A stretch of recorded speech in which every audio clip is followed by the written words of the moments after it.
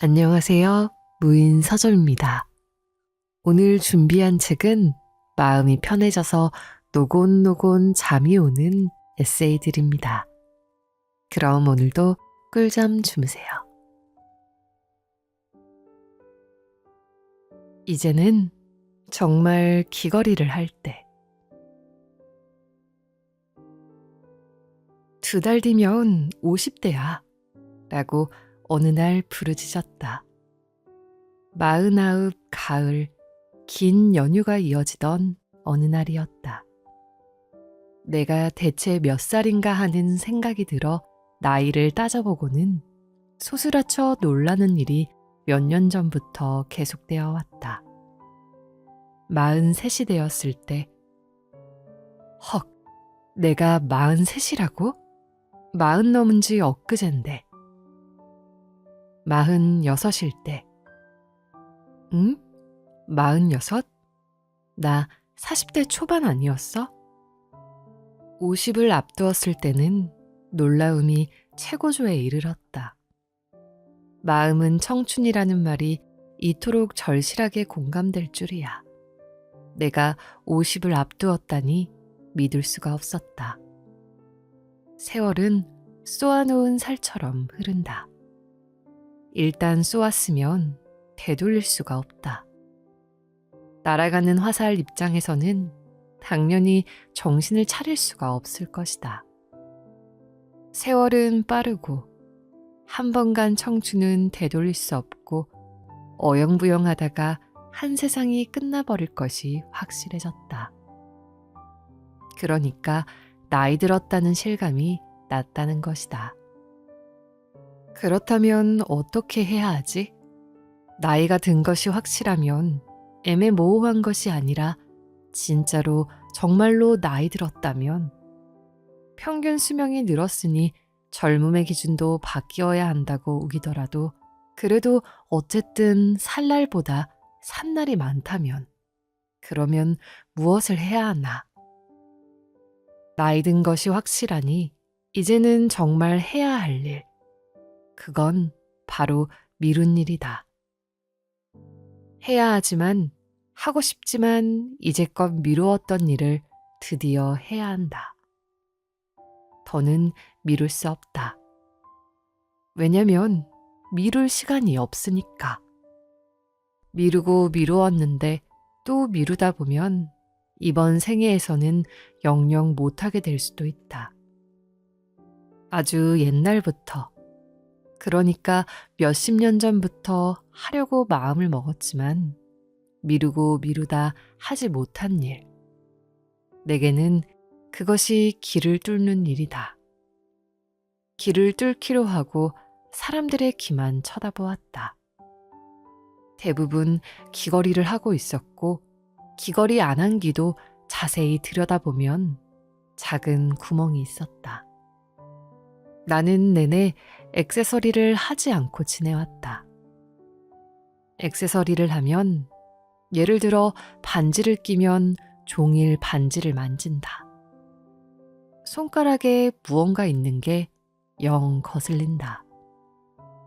길을 뚫지 않았기 때문에 귀걸이를 하면 귓불에 끼우는 클립형을 할 수밖에 없는데 이게 의외로 귀가 엄청 아프다.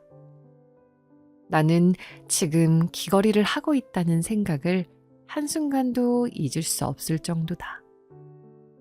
남다르게 튼실한 귓불을 가졌기 때문일 수도 있다. 그리고 이제는 액세서리를 하는 사람으로 변신해보자고 생각했다. 이유는 아무리 열심히 차려입어도 거울 앞에 서면 그렇게 초라해 보일 수가 없기 때문이다. 주름살과 생기 없이 칙칙한 피부와 그 이야기를 줄줄이 하다 보면 너무 구차해지니 그만두자. 어쨌든 인위적인 반짝임의 도움이 절실히 필요했기 때문에 액세서리에 대한 관심이 생겼다. 동네 금은방에 가서 길을 뚫었다. 길을 뚫는 일은 아주 간단했지만 그 후의 관리가 의외로 신경 쓰이고 까다로운 일이었다.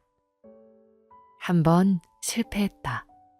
머리 감을 때 귀에 은침이 너무 거슬려 빼놓았다가 씻을 때 귀때기를 비누칠에 주물럭거리고 박박 씻어내야 속이 시원한데 그걸 못하니 답답했다.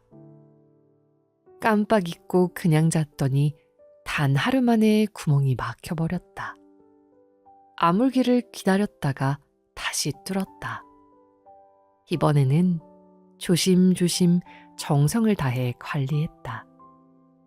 2주 정도는 하루에 한 번 은침을 빼고 귓불에 항생제 연고를 바르고 다시 은침을 끼웠다. 그 뒤 한 달 동안 아침 저녁 세수하면서 귀에 물이 닿은 뒤에는 꼭 알코올 솜으로 소독했다. 귀를 뚫었다는 사실을 한시도 잊지 않았다. 샤워할 때 조심했고 미용실에서 커트하고 샴푸할 때도 미용사에게 얼마 전 귀를 뚫었으니 조심해 주세요 라고 말했다. 스웨터를 갈아입을 때도 귀에 은침이 걸리지 않도록 조심했다. 세상에 그 많은 귀 뚫은 사람들이 모두 이 귀찮은 과정을 겪었다는 사실이 놀라웠다. 세상 사람들은 이토록 열심히 살고 있었어. 별것도 아니라고 생각했는데 막상 해보니 그게 아니었네 하며 감탄했다. 눈에 잘 보이지도 않는 작은 구멍 하나를 애지중지 돌보며 한 달가량 지나자 드디어 은침을 빼고 18K 원터치형 귀걸이를 끼울 수 있게 되었다. 이제 귀를 뚫지 않은 사람에서 뚫은 사람으로 귀에 아무 장식이 없다가 늘 귀걸이를 걸고 있는 사람으로 변신했다. 중요한 건 변하다. 변한다는 건 좋은 일이라고 생각한다. 예전에는 변하지 않음이 중요한 가치라고 생각했다. 영원한 사랑, 변치 않는 우정, 한결같은 마음, 언제나 처음처럼 등등의 말을 여기저기다 마구잡이로 갖다 썼다. 좋은 말, 당연한 말이라고 생각했기 때문이다. 살다 보니 그런 건 없다는 걸 알게 되었다. 세상에 변하지 않는 것은 없고 게다가 변하지 않는 것이 꼭 옳은 것도 아니다. 오히려 변하지 않음이 아집과 관성, 무기력의 증거이기도 하다. 알고 보면 귀찮아서 안 변하는 경우도 많은 것이다. 변하려면 안 쓰던 신경을 써야 하고 모르던 것을 새로 알아야 한다. 아, 아무 일이라도 생겨라 하는 마음이 젊은 마음이다. 제발 아무 일도 생기지 않았으면 하면 늙은 것이다. 젊은 시절에는 저지르는 일이 가능했다. 망할 때 망하더라도 한번 해보는 것. 회사를 퇴직하고 창업하는 일. 하던 일을 그만두고 세계 여행을 떠나는 일은 한 살이라도 젊을 때 하는 게 좋을 것이다. 무슨 일이든 다시 시작할 수 있는 시간과 체력이 주어져 있으니까. 그러나 나이 들어 무슨 일을 저지르면 수습할 수 있는 시간과 체력이 부족하다. 나이가 들수록 모험보다는 안정을 택하려는 경향은 어쩔 수 없는 일이다. 그렇지만 그래서 그게 경량성으로 굳어졌기 때문에 아주 사소한 변화조차 시도하지 않게 된 것은 아닐까. 이를테면 헤어스타일 같은 것들. 젊을 때는 이것저것 시도해보기도 하지만 마음에 들고 잘 어울리고 무난한 한 가지 스타일을 정하면 10년, 20년 그 스타일을 고수한다. 그까짓 헤어스타일, 액세서리, 스커트 길이 정도야 변화를 주어도 되지만 변하지 않는 것이 일종의 습관처럼 굳어진 것이다. 하지만 작은 것이라도 의도적으로 변화를 주는 것은 생활을 신선하게 만들어준다. 매번 가는 산책길도 조금 다른 길로 들어서 보면 다른 풍경이 보인다. 동네 천변을 걸을 때 늘 왼쪽 길로 갔다가 돌아올 때 오른쪽 길로 왔다면 이번에는 오른쪽 길로 시작해서 왼쪽 길로 돌아오기만 해도 안 보이던 것들이 보인다. 무엇을 어떻게 하기 위해서가 아니라 그냥 변화 자체가 재미있으니까 시도해 보는 것이다. 별 이유도 없이 이제껏 그렇게 살았으니까 그냥 계속하는 것이라면 별 이유도 없이 바꿔보는 것도 괜찮지 않을까. 액세서리라고는 할 줄 모르는 사람이었지만 이제는 시간 날 때마다 액세서리 판매대를 기웃거리는 사람으로 변했다. 마음만 먹으면 되는 아주 쉬운 일이다. 어쨌든 길을 뚫었다. 지금은 귀걸이가 2개뿐이지만 더 살 거다. 누가 내게 뭘 선물할지 고민된다면 귀걸이를 사다오.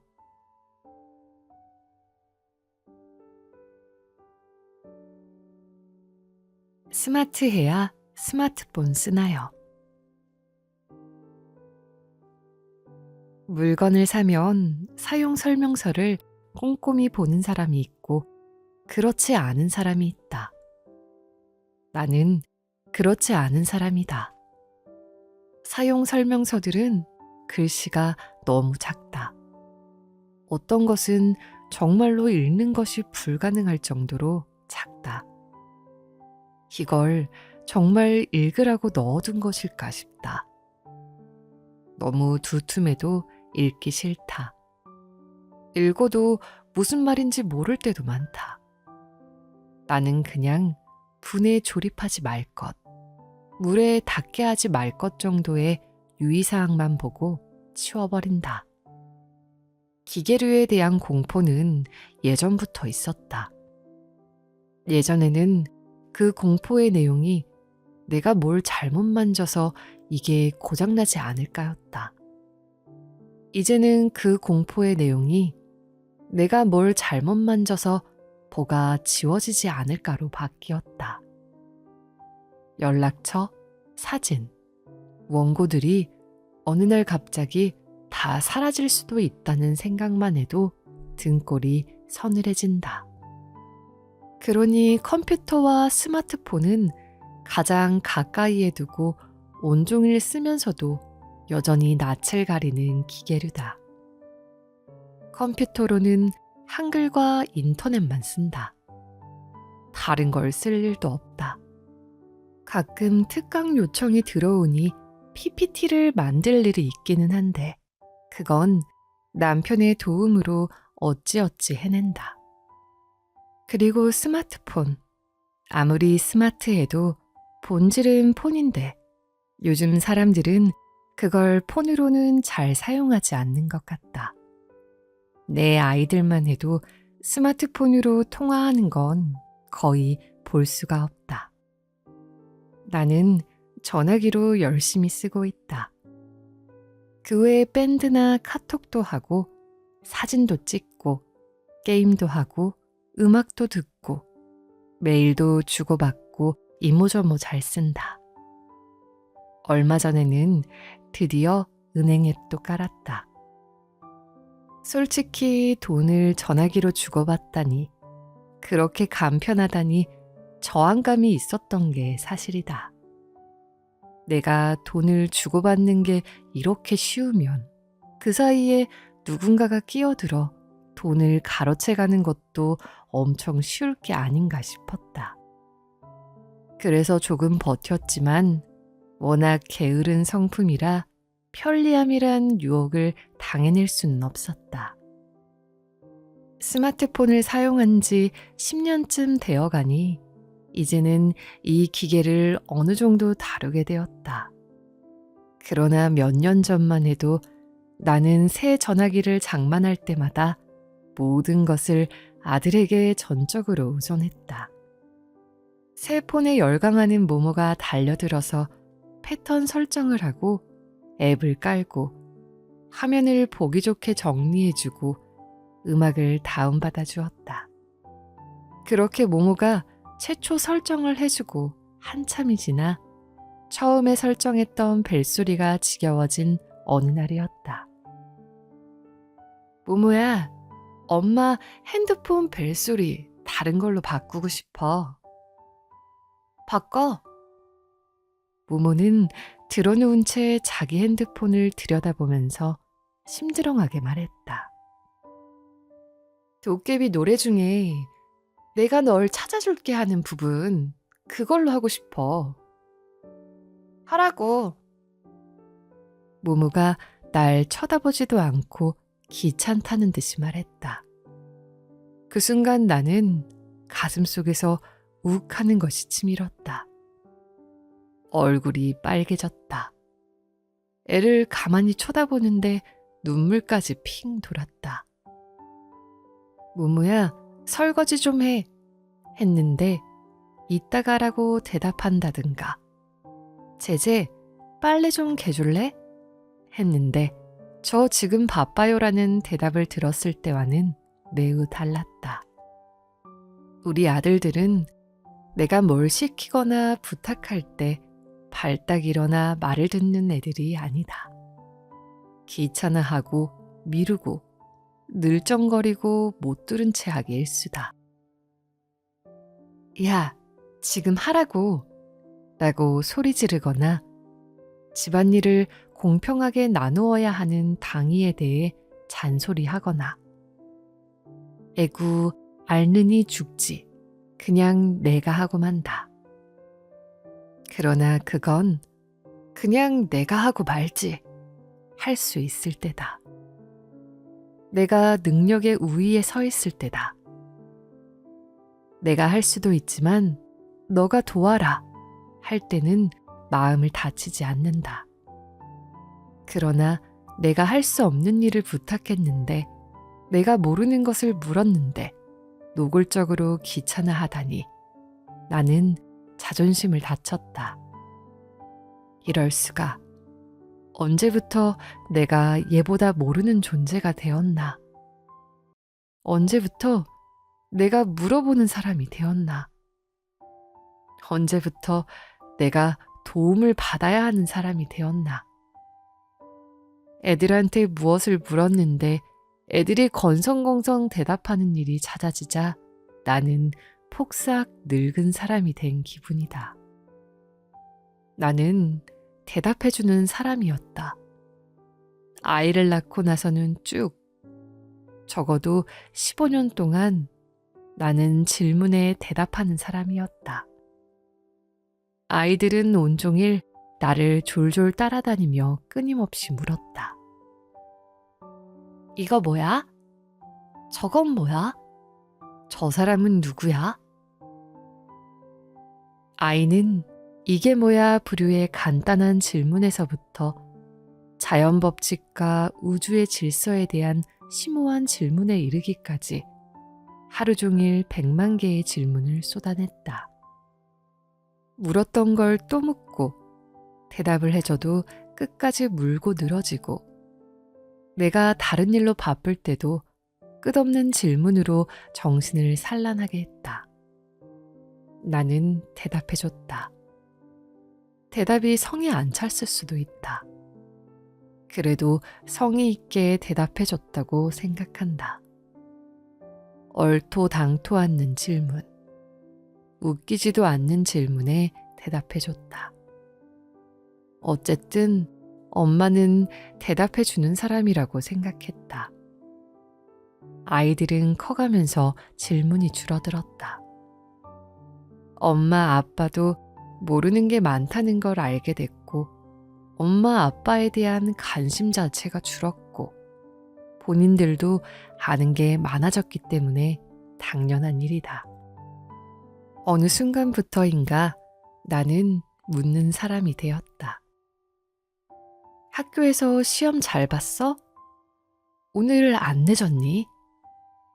애들은 그런 정도의 짧은 질문에도 그저 응, 그렇다는 건지 아니라는 건지 확실히 대답을 안 한다. 내가 2번, 3번 계속 묻는 건 내가 못 알아들어서가 아니라 저희가 건성건성 대답해서다.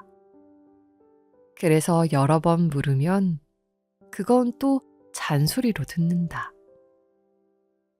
안 추웠다니까 엄마는 몇 번을 말해? 추웠거나 말았거나 밥을 먹었거나 말았거나 관심을 끊을 수도 없으니 나는 묻고 또 묻게 된다. UFO에 대해 알아본답시고 검색창에 한글로 UFO라고 쓰던 무식한 것들이 이제는 엄마를 뭘 모르는 사람 취급하다니. 엄마는 아이돌 그룹 멤버 이름을 모르고 힙합은 전혀 모르며 게임 캐릭터를 모르고 컴퓨터를 조립한다는 건 꿈도 못 꾸고 최신 스마트폰의 기능을 모른다. 그건 어쩌면 자연스러운 과정일 것이다. 나는 점점 더 모르는 사람이 되겠지. 신문 방송에는 저게 지금 뭐라는 건지 알아들을 수 없는 말들이 점점 많아진다. 별로 알고 싶지도 않은 이야기들이다. 대체 비트코인이 뭐며 감자도 아니고 캐기는 뭘 캔다는 얘길까? 그렇게 9세대가 되어가겠지. 친정아빠는 예전에 자동차 내비게이션을 그렇게 신기하게 생각했다. 전방에 과속 방지턱이 있습니다 라는 말이 나올 때마다 이야, 이 시골길에 방지턱이 있는 것까지 제가 어떻게 알지? 하고 큰 소리로 물었다. 나도 내가 서울 화곡동에 있으면 화곡동의 날씨를, 제주도에 있으면 제주의 날씨를 알려주는 스마트폰을 볼 때마다 놀라운 감정이 생기는 걸 어쩔 수가 없다. 내가 우리 아이들 나이 때 이제 모두가 개인 전화기를 들고 다니는 시대가 올 것이라는 이야기를 듣고 그게 가능할까 의심했으니 달을 9세대로 부른다고 해도 어쩔 수 없는 일이다. 그러나 내가 9세대임을 인정하는 것과 아이들이 나를 뭘 잘 모르는 옛날 사람 취급하는 것은 완전히 다른 문제다. 나는 자존심이 상하고 속 쓰리고 더럽고 치사해서 열심히 스마트폰을 연마했다. 그러나 이놈의 스마트폰은 배워도 끝이 없다. 애들한테 뭘 묻지 않고 내가 알아서 하고 싶어도 하다 보면 또 아쉬운 게 생긴다. 나는 모모가 컨디션 좋아 보이는 때를 골라 또 묻는다.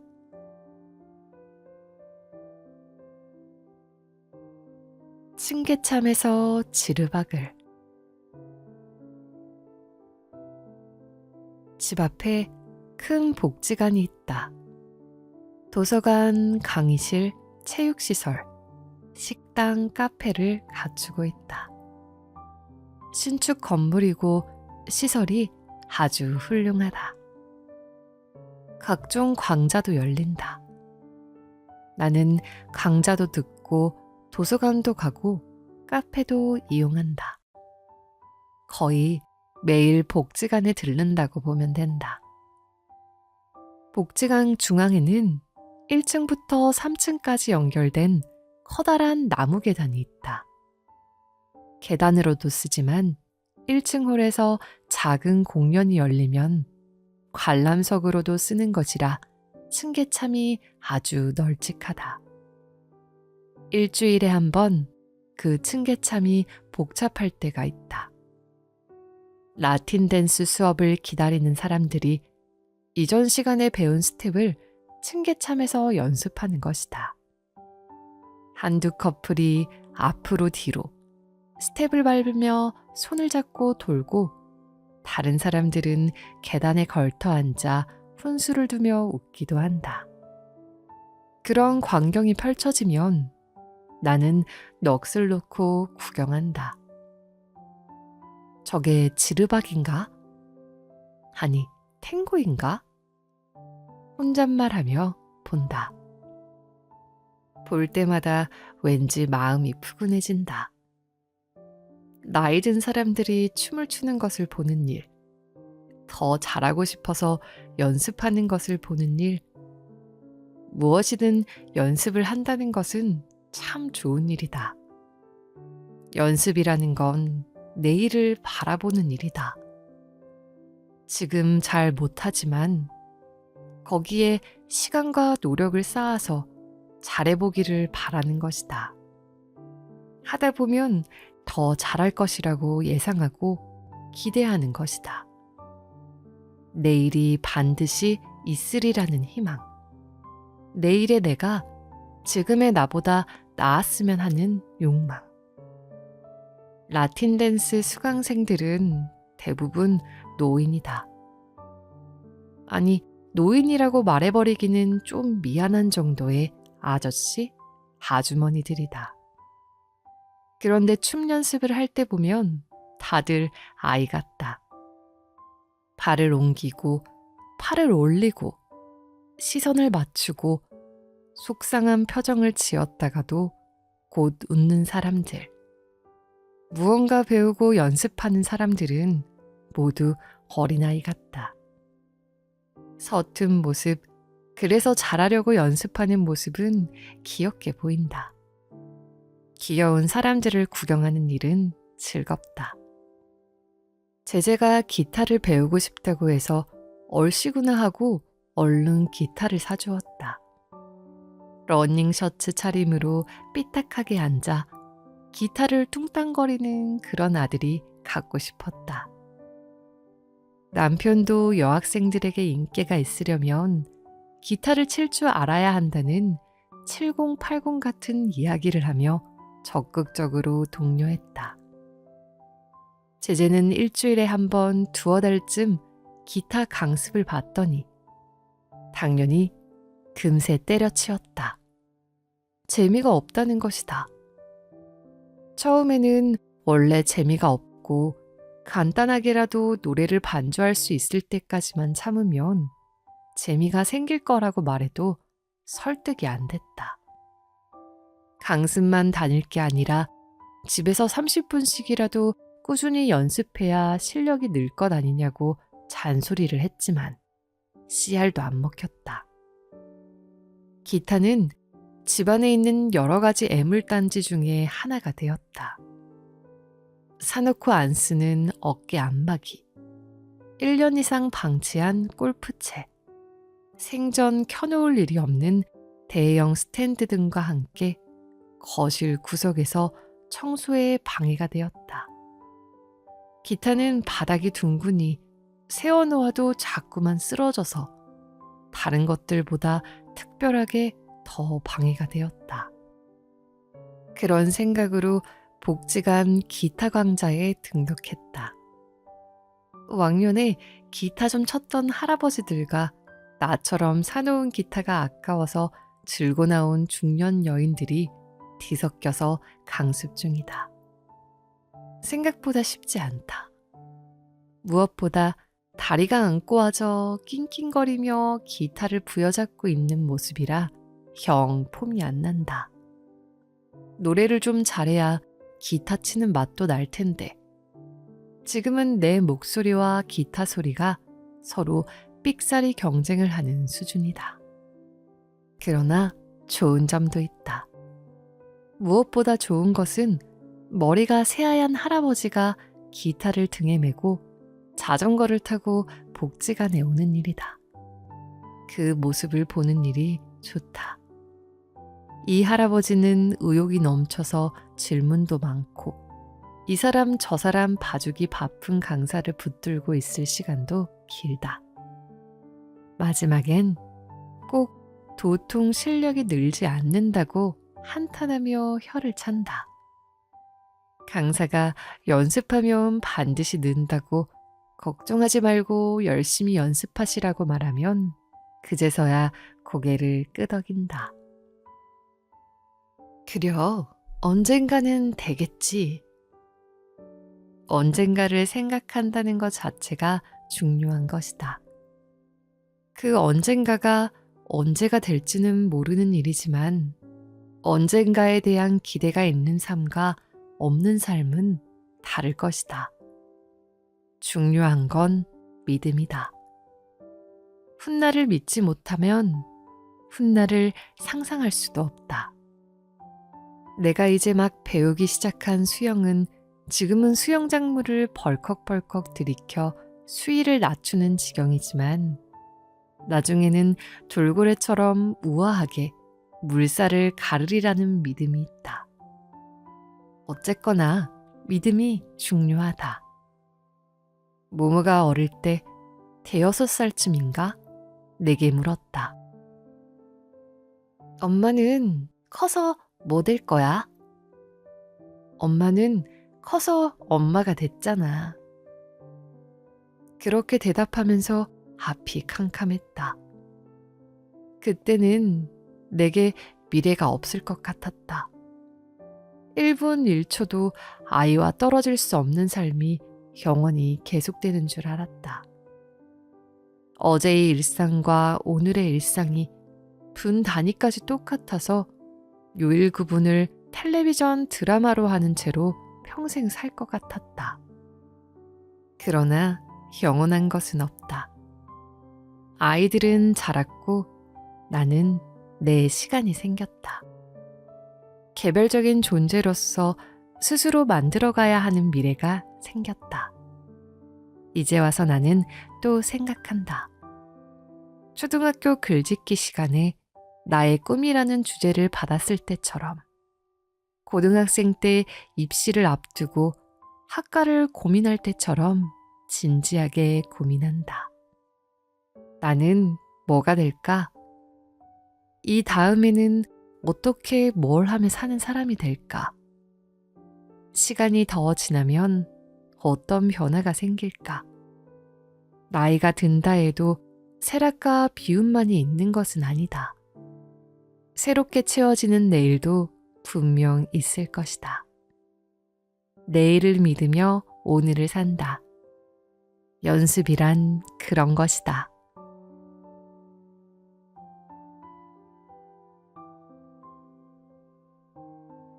똘똘이 물방울에게 무슨 일이. 신이 넘은 나이에 건망증에 관해 이야기하는 것은 진부하다. 가스불을 끄지 않아 집에 불이 날 뻔한 적도 여러 번이고 차 열쇠나 휴대폰, 지갑 등을 두고 나와 다시 집으로 돌아가는 일은 부지기수다. 냉장고 문을 열고 내가 왜 이 문을 열었을까 진지하게 고민하면서 전기료만 올리는 일도 일상일 뿐이다. 나이 탓을 하기에는 전과가 너무 많다. 젊을 때도 심지어 어릴 때도 나는 깜빡하기 일쑤였고 엄마에게 정신머리 없다는 소리를 자주 들었다. 오래전 우리 아이들이 어릴 때 일이다. 친구들과 만나기로 약속을 했다. 아이 둘을 키우는 입장이라 외출 한번 하기가 쉽지 않았다. 아이들과 남편을 시댁에 보내고 주말을 즐길 생각을 하니 가슴이 두근거릴 정도로 신이 났다. 모처럼 차려입고 분도 바르고 약속 장소인 신촌으로 향했다. 버스를 탔는데 주말이라 길이 꽉꽉 막혀서 나는 조금 늦는다고 전화하려고 휴대폰을 꺼냈다. 전화를 걸려는데 휴대폰이 뭔가 이상했다. 그때는 나름대로 최신폰이던 손안에 쏙 들어오는 작은 폴더형 휴대폰. 광택이 나는 블랙 컬러의 내 휴대폰이 뭔가 낯설어 보였다. 휴대폰을 들여다보던 나는 가슴이 철렁 내려앉았다. 내가 급하게 가방 속에 쑤셔넣고 나온 것은 우리 큰애의 파워레인저 매직포스 매직폰이었던 것이다. 매직폰은 검정색 내 휴대폰과 사이즈도 비슷하고 색깔도 똑같았다. 버튼을 누르면 신호음도 나고 여러모로 진짜 휴대폰과 비슷해서 큰애가 아끼는 장난감이었다. 가격도 비쌌다. 문제는 그 매직폰에 전화번호는 전혀 저장되어 있지 않다는 점이었다. 나는 졸지의 친구들과 전혀 연락이 닿지 않는 끈떨어진 신세가 되어버렸다. 우리는 신촌에서 만나자고만 했지 정확한 장소를 정하진 않았다. 근처에 와서 전화해. 그게 약속의 내용이었다. 친구들이 지금 어디 모여 있는지 알 수 없었고 알아볼 방법도 없었다. 정말 까맣게 아무 전화번호도 기억나지 않았다. 대학에 다닐 때만 해도 웬만한 친구네 집 전화번호는 몽땅 다 기억하고 있었지만 휴대폰을 쓰고부터는 내 집 전화번호조차 가물거리니 당연한 일이었다. 남편은 시댁에 가 있고 집은 비었다. 우리 집 근처에 사는 올케에게 부탁해서 우리 집에 가서 내 휴대폰 좀 봐달라고 할까. 하지만 올케 전화번호도 기억나지 않았다. 나는 무작정 신촌역 근처의 카페를 10군데 정도 뒤졌다. 하지만 기적적인 상봉 따위는 이루어지지 않았고 나는 터덜터덜 혼자 집으로 돌아올 수밖에 없었다. 아이들 없이 밖에서 친구를 만나는 1년에 한 번 있을까 말까한 그 소중한 기회를 나는 그렇게 날려버렸다. 나중에 친구들과 통화하면서 배가 아프도록 웃었다. 그때만 해도 나 자신의 정신머리 없음을 마음껏 비웃을 수 있을 정도의 여유는 있었던 것이다. 그렇다. 자신의 건망증을 깨닫고 웃음이 난다면 아직은 자기를 믿는다는 뜻이다. 마음속 깊은 곳에서는 그런 행동을 귀여운 실수로 여기는 것이다. 그런데 쉰이 넘어가면서 이건 좀 정도를 넘었다 싶을 때가 온다. 라면 끓여 먹고 난 빈 냉비를 김치통과 함께 소중하게 냉장고에 넣어두었을 때, 고양이 화장실 똥 푸는 삽을 국자 옆에 나란히 걸어두었을 때는 웃음이 나기는커녕 맥이 탁 풀릴 만큼 낙담하게 된다. 그저 건망증으로 치부하고 웃어넘기지도 못하고 혹시 경도 인지장애가 아닐까 진지하게 고민하게 되는 나이가 된 것이다. 나이가 들면 신경세포의 수도 감소하고 신경 전달 물질이 원활히 기능하지 않아 기억력에 문제가 생긴다고 한다. 그러니 기억 창고에 뭘 넣고 꺼내는데 당연히 문제가 생길 것이다.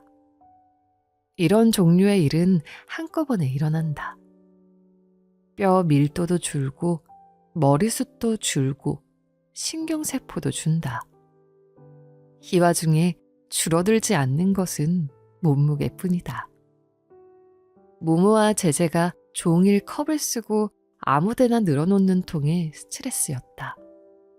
물 한 잔 먹고 식탁에 콜라 따라 마시고 책상에 그대로 둔 컵들이 하루에 10개는 되었다. 집안을 돌아다니며 컵들을 수거해 씻는 일도 귀찮았다.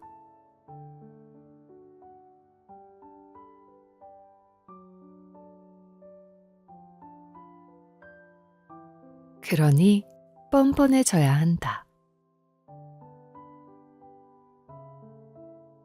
대형 서점에 가면 압도되는 느낌이다. 책에 압도된다. 신간 매대에 가면 더 그렇다.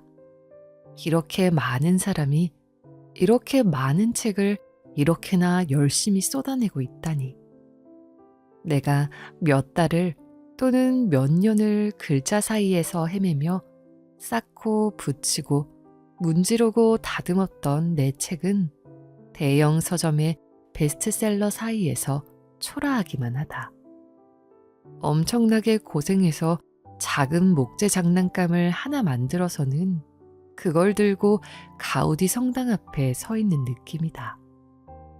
서점에 간 김에 책을 둘러본다. 펴지도 보고 몇 장 넘겨보기도 하고 맨 뒷장 판권면도 본다. 어머, 나온 지 일주일 만에 벌써 3세를 찍었다고? 나도 모르게 한숨이 나오며 한마디 내뱉게 된다. 에이씨. 어떻게 할 수 없는 질투심과 땅에 떨어지는 자존심. 기운이 쭉 빠진다. 세상엔 참 글 잘 쓰는 사람이 많구나. 다들 잘 쓰는구나. 저것도 괜찮네. 이 책은 기획이 엄청 좋구나.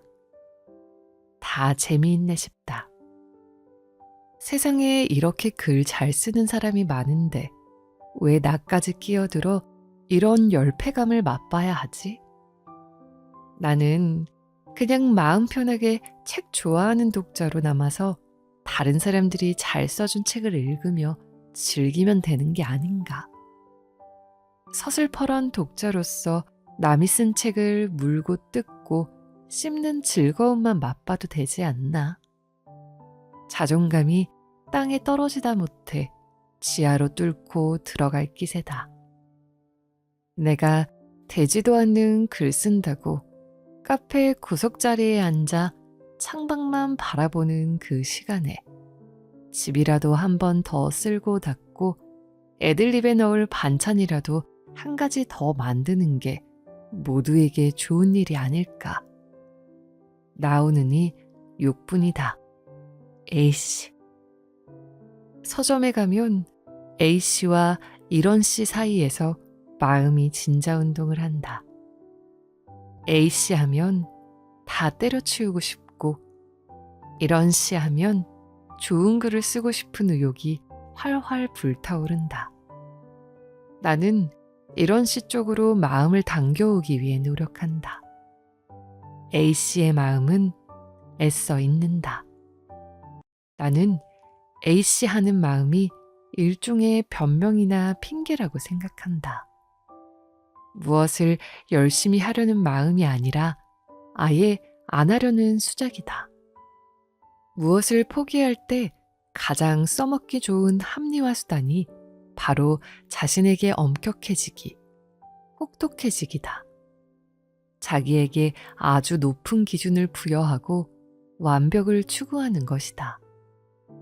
화가가 이젤 앞에 서서 여태 그린 그림을 나이프로 짝짝 긋는 장면이라든가 도공이 가마에서 꺼낸 도자기들을 던져서 깨트리는 장면, 작가가 밤을 새워 쓴 원고를 새벽녘에 마구 구기고 찢어버리는 장면, 왠지 멋지다.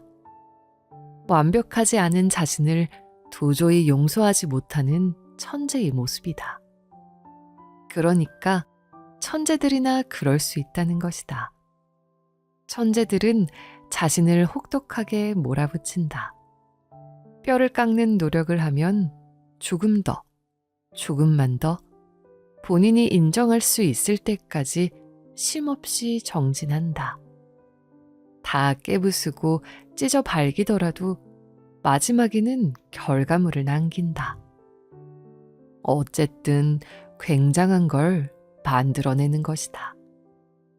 깨부수고 찢어 발기는 건 하는데 끝내 결과물이 없는 건 그냥 아무것도 아니다. 하다가 너무 귀찮아서 못했어는 창피하니까. 완벽하지 못한 나를 용서할 수 없었어 하는 식으로 내가 나에게 변명을 하는 것이다. 내가 나를 마구 비하하면서 어떻게든 해야 할 일을 모면해 보려는 수작이다. 내가 글을 쓸 때 바로 그런 일이 일어난다. 작업이 반 정도 진행되었을 때 나는 어떤 계곡에 빠지는 것 같다. 이런 글을 누가 읽겠어? 이것도 글이라고. 개나 소나 작가냐? 이런 마음의 소리가 사방에서 울려 퍼지는 마의 계곡이다. 이 계곡에서 빠져나오려면 길을 막아야 하는데 이때 길을 막는 재료가 되는 것은 오로지 뻔뻔함 뿐이다. 뭐가 어때서? 이 정도면 괜찮아. 나중에 수정하면 돼. 수정할 거야. 할 거라고. 내가 알아서 할 거니까 좀 닥쳐. 뻔뻔함이야말로 작가 된 자의 재능이라고 나는 늘 주장한다. 막힐 때마다, 풀리지 않을 때마다, 니까짓게 무슨 글을 쓰냐는 내면의 외침이 들릴 때마다 쓰기를 그만두었다면 나는 어떤 글도 쓰지 못했을 것이다. 그러니 뻔뻔해져야 한다. 부족하게 느껴져도 지금 그것이 지금 내 수준이라고 인정해야 한다.